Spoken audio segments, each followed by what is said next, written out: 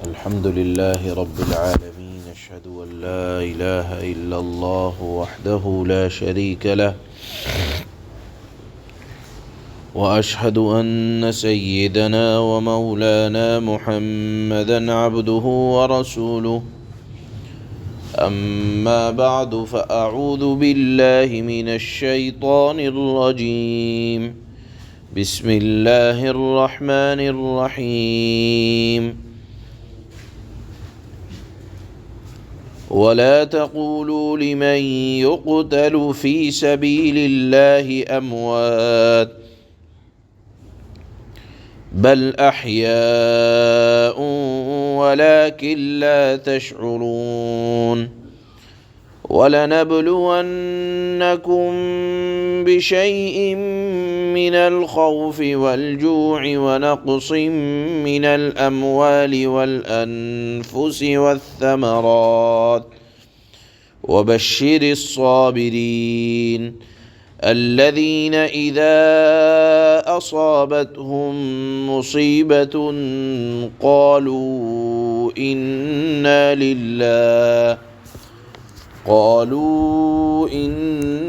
لله وإنا إليه راجعون. صدق الله مولانا العلي العظيم. آج کی یہ پہلی آیت، 3 آیتوں میں سے یہ پہلی آیت شہدائے بدر کے بارے میں نازل ہوئی۔ بدر یہ اسلام کی پہلی جنگ ہوئی جس میں حضرات صحابہ کرام انتہائی قسم پرسی کے عالم میں تھے۔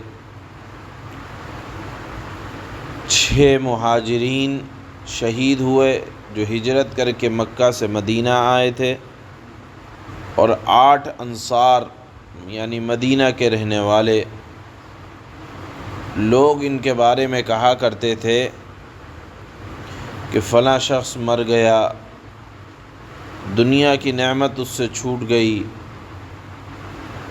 اللہ تعالی ایسا کہنے والوں کے خیالات کو ختم کرنے کے لیے اور شہداء کے درجات سے لوگوں کو آگاہ کرنے کے لیے یہ آیت نازل فرمائی کہ وَلَا تَقُولُوا لِمَنْ يُقْتَلُ فِي سَبِيلِ اللَّهِ أَمْوَاتٌ، کہ جو لوگ اللہ کی راہ میں قتل کیے جائیں ان کی نسبت یوں بھی مت کہنا کہ یہ مر چکے ہیں۔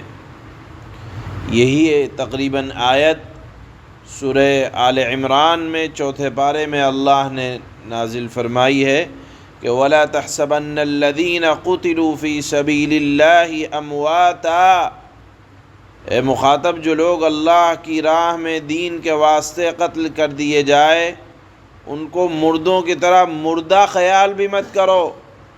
وہ لوگ ایک زندگی اللہ نے ان کو عطا فرمائی ہے اور وہ اپنے پروردگار کے مقرب ہیں اور ان کو رزق بھی ملتا ہے۔ یہ سورہ آل عمران کی آیت ہے۔ بہرحال آیت میں فرمایا کہ ان کو مردہ بھی مت کہو، وہ زندہ ہیں، اور شہداء کے زندہ ہونے کا مطلب یہ ہوتا ہے کہ اللہ تعالیٰ ان کی روحوں کو ایک جسم کی سی طاقت عطا فرماتے ہیں، اس کے ذریعے وہ جنت اور آسمان میں سیر کرتے رہتے ہیں، اور اسی زندگی کی وجہ سے شہداء کے جسموں پر یا شہداء کے جسموں کو مٹی گلا کر ختم نہیں کرتی ہے۔ بے شمار اس طرح کی مثالیں ہیں کہ قبر کو کھودا گیا، شہداء کے جسم ان کے کفن کے ساتھ میلے تک نہیں ہوئے۔ آپ یہ کہیں کہ ہمیں تو ان کی زندگی جو اللہ نے فرمایا کہ وہ زندہ ہیں، ہمیں تو ان کی زندگی کا احساس نہیں ہوتا، اور اللہ نے فرمایا بل احیاء، وہ زندہ ہیں، رزق بھی ملتا ہے۔ تو اللہ نے ہمارے اس خیال کو باطل قرار دے دیا یہ کہہ کر کہ وَلَٰكِن لَا تَشْعُرُونَ، تمہیں ان کی زندگی کا احساس تک نہیں ہو سکتا، تم ادراک نہیں کر سکتے۔ تمہارے سامنے تو ایک مسئلہ بیان کر دیا کہ وہ زندہ ہیں، اب کیسے زندہ ہیں آپ کہیں کہ ہمارے عقل میں نہیں آ سکتا، تو اللہ نے فرمایا کہ بالکل تمہاری سمجھ میں یہ بات نہیں آ سکتی۔ اسی کو علماء نے اس کی مثال اس طرح سے دی کہ ہم اور آپ تو اس ماں کے پیٹ کے بچے کی طرح ہیں جو ابھی دنیا میں نہیں آیا، اور اس کے سامنے یہ کہا جائے کہ اس ماں کے پیٹ کے علاوہ ایک بڑی دنیا ہے، اس طرح کا گھر ہے، اس طرح کی نعمتیں ہیں۔ وہ بچہ جو ابھی دنیا میں نہیں آیا، ماں کے پیٹ میں ہے، اس کو آپ لاکھ سمجھانا چاہیں اس کے سمجھ میں نہیں آ سکتا۔ ہماری عقل تو بالکل اسی درجے کے مطابق ہے۔ بہرحال اللہ نے یہاں شہداء کے فضائل میں یہ آیت نازل فرمائی۔ شہید کی خصوصیت یہ ہوتی ہے کہ اس کو غسل نہیں دیا جاتا، جس حالت میں اس کا انتقال ہو، جن کپڑوں میں اس کا انتقال ہو، اسی حالت میں نہ غسل دیا جائے گا، نہ اس کے کپڑے اتارے جائیں گے، نہ اس کے بدن سے خون کو صاف کیا جائے گا۔ یہ تمام چیزیں اس لیے ہوتی ہیں کہ یہ اللہ کے دربار میں قیامت کے دن کپڑے بھی گواہی دیں گے، جسم پر لگنے والا خون بھی گواہی دے گا۔ اسی حالت میں دفن کر دیا جائے نماز پڑھ کر۔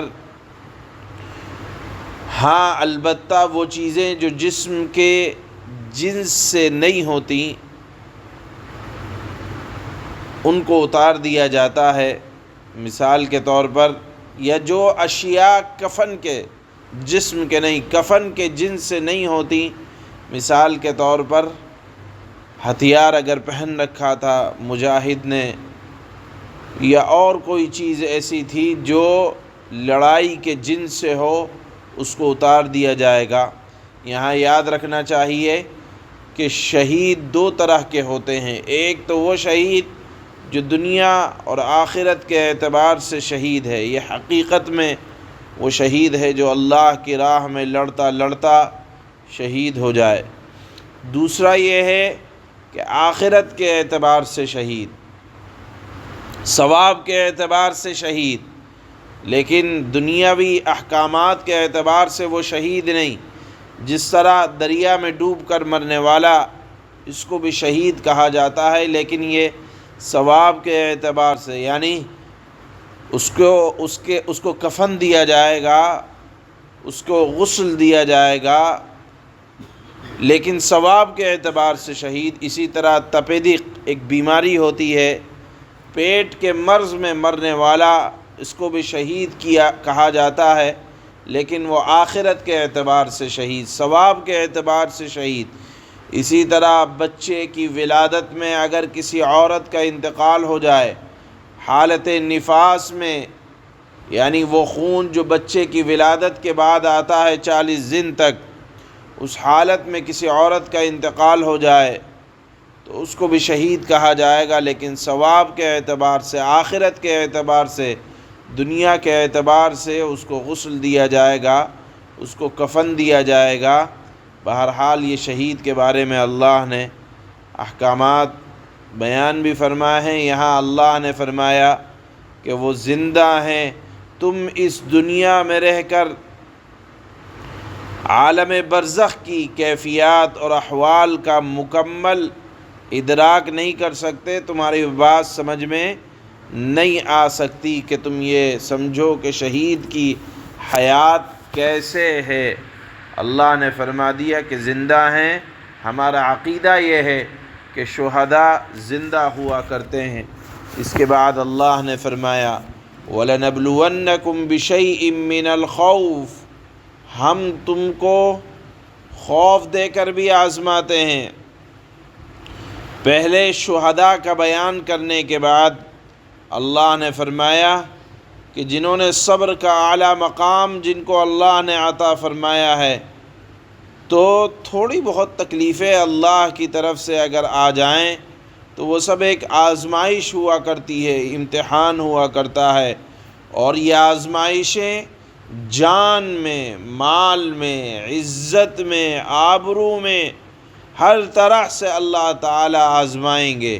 اسی کی مثال اللہ نے دی، وَلَنَبْلُوَنَّكُمْ بِشَيْءٍ مِّنَ الْخَوْفِ، کبھی ہم خوف کے ذریعے سے تم کو آزمائیں گے، وَالْجُوعِ، کبھی بھوک کے ذریعے سے آزمائیں گے، وَنَقْصٍ مِّنَ الْأَمْوَالِ، کبھی مال میں کوئی آفت پریشانی دے کر آزمائیں گے، مال لے کر بھی اللہ آزماتے ہیں، مال دے کر بھی آزماتے ہیں، وَالْأَنفُسِ،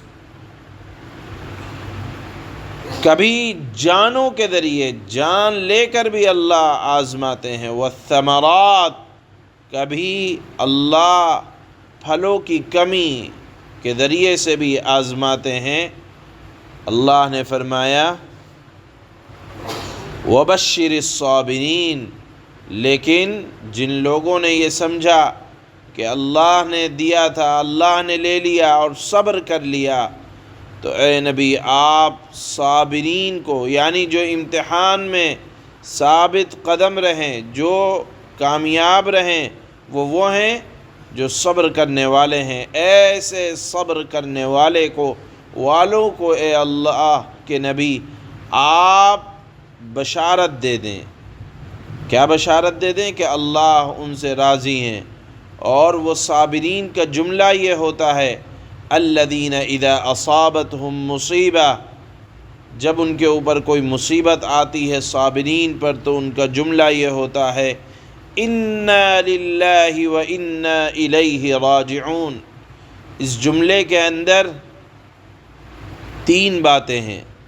وہ پہلی یہ کہ دیکھیے انا للہ، بے شک ہم سب اللہ کی ملکیت ہیں، اللہ مالک ہیں ہم سب کے، اور جو مالک ہوتا ہے اس کو اپنی ملکیت میں مکمل اختیار ہوتا ہے۔ میرے گھر کی چیزیں مثال کے طور پر اللہ نے ہمیں تھوڑے دن کے لیے مالک بنایا، کوئی چیز اگر اٹھا کر ادھر سے ادھر رکھ دوں تو کوئی پوچھنے والا نہیں ہے، اس لیے کہ میں مالک ہوں۔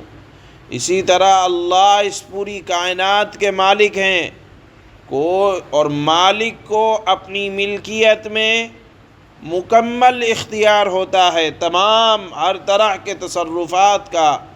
وہ رکھے، وہ زندہ کرے، وہ موت دے، وہ ادھر رکھے ادھر رکھے، کسی چیز کو اپنے پاس سے ہٹا دے، مالک کو اپنی ملکیت میں مکمل اختیار ہوتا ہے، اور مالک کے اوپر اعتراض نہیں ہوتا۔ انا للہ کا ایک مطلب یہ ہے۔ دوسرا جملہ آتا ہے وَإِنَّا إِلَيْهِ، دیکھیے ہم سب اللہ کی ملکیت ہیں، اور ہر مالک کو اپنی ملکیت سے محبت ہوتی ہے۔ تو جب اللہ نے کوئی فیصلہ کیا تو ظاہر سی بات ہے ہم اللہ کی ملکیت ہیں، اللہ کو ہم سے محبت ہے، ہر شخص ہر ذات کو اپنی چیزوں سے محبت ہوتی ہے، تو اللہ کوئی بھی ذات اپنی جس سے محبت ہوتی ہے اس کے خلاف کوئی کام نہیں کرتا۔ تو ہم سب اللہ کی ملکیت ہیں، اللہ اپنی ملکیت کا غلط نہیں چاہیں گے۔ بظاہر ہمیں اپنی نگاہ میں کوئی چیز اپنی ذات کے خلاف لگے، لیکن وہ کسی نہ کسی اعتبار سے، دین اور دنیا کے اعتبار سے، آخرت کے اعتبار سے، کہیں نہ کہیں وہ ہمارے حق میں مفید ہوتی ہے۔ ایک تیسری بات یہ ہے، اللہ نے یہاں آیت میں ارشاد فرمایا صابرین کا جملہ، کہ وہ یہ کہتے ہیں کہ جس کو جو نعمت ملی ہے اس کے اندر دوام نہیں ہے، دنیا کے اندر یہ آزمائشیں ہوں، مصیبتیں ہوں، خوشی ہو، غم ہو، یہ بیکار نہیں ہے۔ اللہ نے فرمایا کہ یوں ہی اللہ نے بیکار نہیں پیدا فرمایا ان مصیبتوں کو یا آزمائشوں کو، اللہ آخرت میں ان کا ثواب ضرور عطا فرمائیں گے۔ یہاں اللہ نے ایک جملہ استعمال فرمایا، اذا اصابتہم مصیبہ، کہ جب مصیبت آتی ہے۔ مصیبت کس کو کہا جاتا ہے؟ حضرت تھانوی نور اللہ مرقدہ نے لکھا ہے کہ ہر خالی مصیبت، کسی یہ جملہ خالی انتقال ہی کے وقت نہیں پڑھنا چاہیے، بلکہ ہر وہ بات جو طبیعت کے خلاف پیش آ جائے، ناگوار ہو جائے۔ مثال کے طور پر چلتے چلتے اگر پاؤں میں کانٹا بھی چبھ جائے تو فوراً انا للہ و انا الیہ راجعون پڑھنا چاہیے۔ بہرحال یہ مصیبت کا لفظ بڑا عام ہے، جو شے بھی مسلمانوں کو ناگوار پہنچ جائے، طبیعت کے خلاف ہو جائے، تو اس وقت لفظ انا للہ کا پڑھنا ثابت ہے۔ بہرحال یہ موضوع اللہ نے یہاں آیت میں بیان فرمایا۔ اللہ فرماتے ہیں وَلَا تَقُولُوا لِمَن يُقْتَلُ فِي سَبِيلِ اللَّهِ أَمْوَاتٌ بَلْ أَحْيَاءٌ وَلَكِن لَّا تَشْعُرُونَ، اور جو لوگ اللہ کے راستے میں قتل ہوں ان کو مردہ مت کہو، دراصل وہ زندہ ہیں مگر تم کو ان کی زندگی کا احساس نہیں ہوتا۔ وَلَنَبْلُوَنَّكُم بِشَيْءٍ مِّنَ الْخَوْفِ وَالْجُوعِ وَنَقْصٍ